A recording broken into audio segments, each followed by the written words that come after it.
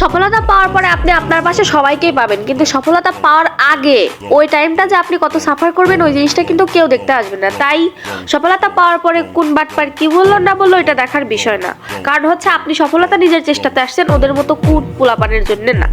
So ওদের কথায় কান না দিয়ে নিজের মতো করে চলেন, তাইলেই জীবনে ভালো কিছু আসবে।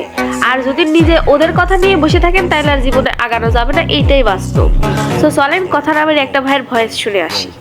বাংলাদেশের জাতীয় খেলা কাবাডি বা হাডুডু হওয়ার কারণটা হচ্ছে, এই খেলার প্রসেসটা হলো যখন কেউ সামনের দিকে এগিয়ে যেতে থাকে তখন তাকে পেছন থেকে চাপটে ধরা হয় বা পা ধরে রাখা হয়। তারপরে একজন যদি যুদ্ধে সফল হয় তখন আশপাশের মানুষও তাকে চাপটে ধরে এবং যতক্ষণ পর্যন্ত সে না শেষ হচ্ছে তাকে ওইভাবে রাখা হয়। অর্থাৎ তার যাত্রা যতক্ষণ পর্যন্ত না শেষ হয় তাকে সবাই মিলে ধরে রাখে। যখন তার যাত্রাটা সেখানেই সমাপ্ত ঘোষণা করে তখন তাকে ছেড়ে দেওয়া হয়।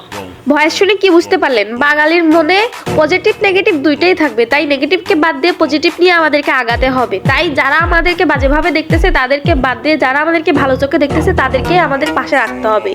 ইভেন তারা আমাদের পাশে সবসময়ই থাকে। আর যারা বাজে কমেন্ট করে বা বাজে ভাবে আমাদেরকে দেখে তারা সবসময়ই সবার পিছনে লাগে, কারণ ওরা নিজে কখনো সফলতা পাবে না, অন্য কেউ পাইলে ওকেও আগায় যাইতে দিবে না। সো ওদের কথা বাদ দিয়ে নিজের মতো করে চলেন, নিজের মতো করে আগান। আর যদি এটা করতে না পারেন তাহলে আর জীবনে আগাইতে পারবেন না। সো সবাই ভালো থাকবেন, টাটা, টেক কেয়ার, আল্লাহ হাফেজ।